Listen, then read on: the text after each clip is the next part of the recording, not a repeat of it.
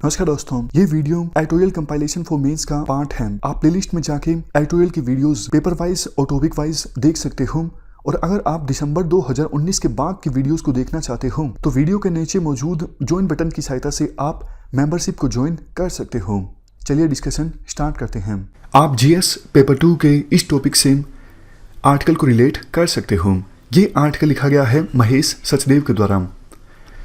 देखो, gulf countries के द्वारा अभी दो मेन चैलेंजेस का सामना करना पड़ रहा है। पहला कोविड-19 की महामारी, दूसरा इंटरनेशनल मार्केट में ऑयल प्राइसेस जो हैं वो कोलैप्स कर गए हैं। और देखो, जल्द ही ये दोनों प्रॉब्लम्स सोल्व होने वाले नहीं हैं। मतलब ना तो कोविड-19 की महामारी एकदम से रुकेगी और ना ही नियर फ्यूचर में इंटरनेशनल मार्केट में जो ऑयल के दाम हैं वो रिकवर होने वाले हैं।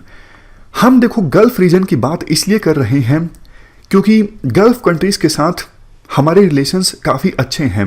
अगर इस रीजन में इंस्टेबिलिटी रहती है तो इसका असर इंडिया पर, इंडिया की इकोनॉमी पर भी देखने को मिलता है। तो इसलिए इंडिया को एंगेज करना चाहिए गल्फ कंट्रीज के साथ इन चैलेंजेस का सामना करने के लिए, ताकि इंडिया को भी गल्फ रीजन में इंस्टेबिलिटी का ज़्यादा नुकसान ना हो। आर्टिकल में पहले तो हम ये बात करेंगे चैलेंजेस जो हैं जिनका सामना अभी गल्फ कंट्रीज को करना पड़ रहा है वो कितने ज़्यादा इंटेंस हैं। ईरान की बात की जाती है। ईरान देखो वो देश है जो इस रीजन में सबसे ज़्यादा सफ़र कर रहा है कोविड-19 की महामारी से। और इवन एक्सपर्ट्स तो ये भी बोल रहे हैं ऑलमोस्ट 4000 डेथ ऑलरेडी ईरान में हो चुकी हैं, लेकिन पीक अभी भी नहीं आया है ईरान में। मतलब डेथ का जो आंकड़ा है वो नियर फ्यूचर में बढ़ सकता है। देखो, कोविड-19 की महामारी की वजह से अब ऑलमोस्ट 1/3 पॉपुलेशन जो है वो लॉकडाउन के अंडर है। इस वजह से हाइड्रोकार्बन्स की जो डिमांड है, ऑयल की जो डिमांड है वो बहुत ज़्यादा घट गई है। गोल्डमैन सैक्स की रिपोर्ट के अनुसार कोविड-19 की महामारी की वजह से 30 मार्च तक वर्ल्ड में क्रूड ऑयल का जो कंजम्पशन है वो 28 मिलियन बैरल पर डे तक कम हो चुका है। देखो, आमतौर पर होता क्या है, जब वर्ल्ड में ऑयल की डिमांड डिक्रीज होती है तो ये जो ओपेक एंड ओपेक प्लस के मेंबर कंट्रीज हैं, पहले मैं आपको डिफरेंस बता देता हूँ ओपेक और ओपेक प्लस में क्या है। देखो, ओपेक तो आपको पता है एक कार्टेल है ऑयल प्रोड्यूसिंग कंट्रीज का, और ओपेक प्लस क्या है, कुछ देश ऐसे भी हैं जो ओपेक का पार्ट नहीं है लेकिन फिर भी वो ऑयल को बेचते हैं दूसरे मेंबर कंट्रीज को बड़ी मात्रा में। फॉर एग्जांपल रशिया, अजरबैजान, ये देखो ओपेक के मेंबर कंट्री नहीं हैं बट ऑयल ये भी बेचते हैं। तो इनको अगर मिला लिया जाए रशिया और अजरबैजान जैसे देशों को ओपेक के साथ, तो आप इसको कहोगे ओपेक प्लस। तो आमतौर पे होता क्या है, जब भी वर्ल्ड में ऑयल की डिमांड कम होती है तो प्रोडक्शन कम कर दी जाती है ऑयल की, ऑयल प्रोड्यूसिंग कंट्रीज के द्वारा। लेकिन अभी तक प्रोडक्शन कम करने को लेके कोई एग्रीमेंट नहीं हुआ है, बल्कि सऊदी अरेबिया और रशिया के जो विचार हैं वो अलग अलग हैं ऑयल की प्रोडक्शन को कम करने को लेके। हालांकि पिछले 1-2 दिनों में ऐसे सिग्नल देखने को मिले हैं कि जल्द ही सऊदी अरेबिया और रशिया किसी एग्रीमेंट तक पहुंच सकते हैं ताकि ऑयल की प्रोडक्शन को कम किया जाए। मतलब जितनी डिमांड है उतनी ही ऑयल की प्रोडक्शन हो, ताकि रेट काफ़ी ज़्यादा कम ना हो ऑयल के इंटरनेशनल मार्केट में। यहाँ पे एक आंकड़ा भी दिया हुआ है, ऑयल के जो दाम हैं वो 55% तक कम हो गए। पिछले 18 सालों में सबसे लो पर आ गए इंटरनेशनल मार्केट में ऑयल के दाम। देखो, कुछ एक्सपर्ट्स का यहाँ पे ये बोलना है, बेशक अभी आप प्रोडक्शन को कम कर दीजिए ऑयल की, सऊदी अरेबिया और रशिया के बीच किसी प्रकार का एग्रीमेंट साइन हो भी जाता है ऑयल की प्रोडक्शन को कम करने के लिए, तो भी इंटरनेशनल मार्केट में ऑयल के दाम नहीं बढ़ने वाले हैं।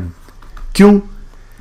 क्योंकि देखो, बात यह है कोविड-19 की महामारी की वजह से विभिन्न देशों की फैक्ट्रीज बंद हैं, लॉकडाउन है, और एकदम से लॉकडाउन हटेगा तो भी प्रोडक्शन उतनी तेजी से स्टार्ट नहीं होगी जितनी की पहले थी। तो एनर्जी की डिमांड में तो कमी आने ही वाली है। इसलिए ऑयल के जो दाम हैं वो बहुत ज़्यादा नहीं बढ़ेंगे इंटरनेशनल मार्केट में। और प्रॉब्लम देखो ये है, ये गल्फ कंट्रीज जो हैं इनकी इकोनॉमी तो ऑयल के एक्सपोर्ट पर डिपेंड करती है और ऑयल के दाम इंटरनेशनल मार्केट में कम हो गए हैं, रेवेन्यू आपको कम मिल रहा है। तो ऐसी सिचुएशन में क्या होगा, खर्चा आपने कम किया नहीं, रेवेन्यू आपको कम मिल रहा है, तो आमदनी अठन्नी खर्चा रुपया वाली सिचुएशन हो जाएगी। और यही देखने को मिल रहा है सऊदी अरेबिया में। एक अनुमान के अनुसार सऊदी अरेबिया में 2020 में फिस्कल डेफिसिट रह सकता है 8%, जो कि देखो काफ़ी ज़्यादा है। इवन इस बार डाउट है हज की यात्रा भी होगी या फिर नहीं होगी। दुबई का एक्सपो जो काफ़ी ज़्यादा फेमस है, ये इवेंट भी होगी या फिर नहीं होगी, अभी देखो डाउट है। लेकिन एक बड़ा जो क्वेश्चन आपके दिमाग में आया होगा वो ये है कि ठीक है, गल्फ कंट्रीज में इंस्टेबिलिटी है, वो चैलेंजेस का सामना कर रहे हैं, तो इससे हमें क्या फ़र्क पड़ता है, हम क्यों डिस्कस कर रहे हैं, हमारे देश में भी तो बहुत सारे चैलेंजेस हैं ना। इसका रीज़न देखो ये है, हमारा गल्फ कंट्रीज के साथ काफ़ी ट्रेड होता है। 2018-19 में जितना हमारा टोटल ग्लोबल ट्रेड था, उसका ऑलमोस्ट 20% हमने गल्फ कंट्रीज के साथ किया। इंडिया गल्फ ट्रेड था 2018-19 में ऑलमोस्ट $162 बिलियन।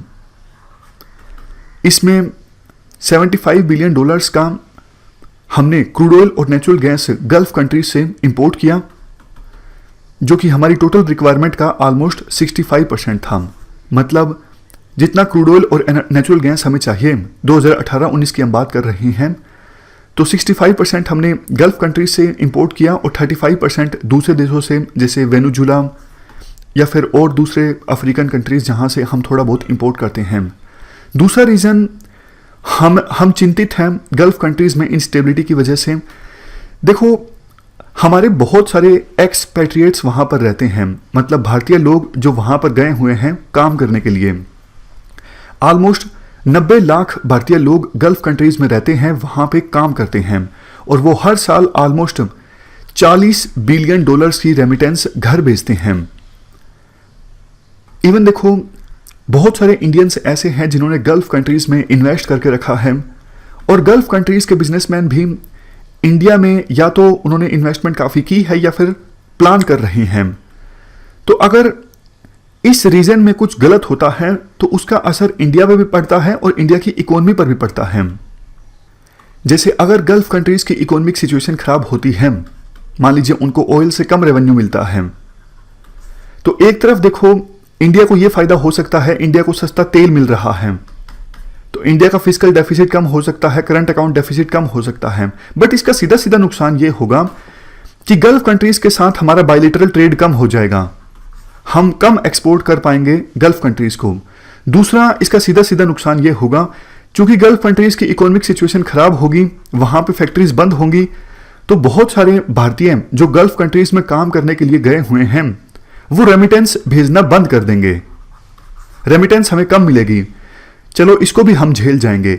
लेकिन सबसे बड़ा जो खतरा है वो ये है, जैसा हमने डिस्कस किया, 90 लाख लोग काम करते हैं गल्फ कंट्रीज में। अगर देखो उनकी इकोनॉमिक सिचुएशन खराब होती है या फिर वहां पे कोविड-19 की महामारी ज्यादा फैलती है, तो ये जो 90 लाख लोग हैं ये घर लौटना स्टार्ट कर देंगे, यानी इंडिया में लौटना स्टार्ट कर देंगे। देखो, सबसे बड़ी दिक्कत तो ये आएगी महामारी की सिचुएशन में, इतने बड़ी संख्या में इंडियंस को वहां से लाया कैसे जाए। कुवैत में जब अटैक किया था इराक ने 1990-91 में, तब आपको याद होगा हम 1.5 लाख इंडियंस को वहां से निकाल के लाए थे। उस समय हमारी इकोनॉमिक सिचुएशन भी काफी खराब हो गई थी, याद होगा बैलेंस ऑफ पेमेंट क्राइसिस उस समय हो गए थे 1990-91 में। लेकिन इसके पीछे तो कुछ और पॉलिटिकल रीजंस भी थे। लेकिन अभी तो 90 लाख इंडियंस काम करते हैं गल्फ कंट्रीज में। अगर 10 लाख लोगों को भी निकालना पड़ गया या फिर 15 लाख लोगों को निकालना पड़ गया वहां से, तो कितने बड़े स्केल पर ऑपरेशन चलाना पड़ेगा ये आप समझ सकते हो। और देखो, मान लीजिए हम रेस्क्यू करके ले भी आए, तो उसके बाद इतनी बड़ी संख्या में लोगों को रीसेटल करना, उनको एम्प्लॉयमेंट प्रोवाइड करना, ये भी इंडिया के लिए एक बड़ी चुनौती होगी। तो कहने का मतलब सीधा सीधा ये है, उम्मीद हम यही करते हैं कि गल्फ कंट्रीज में जो सिचुएशन है वो ठीक हो जाए, और उम्मीद करने के साथ साथ हमें एंगेज भी करना चाहिए गल्फ कंट्रीज के साथ इंडिविजुअली। वहां पे जो भारतीय रहते हैं उनकी मदद करनी चाहिए गल्फ कंट्रीज की, ताकि वो बेहतर ढंग से इंडियंस में कोविड-19 के केसेस को मैनेज कर सकें। और इस चीज़ में इंडिया की जो एम्बेसीज हैं गल्फ कंट्रीज में, वो इंपॉर्टेंट रोल प्ले कर सकती हैं।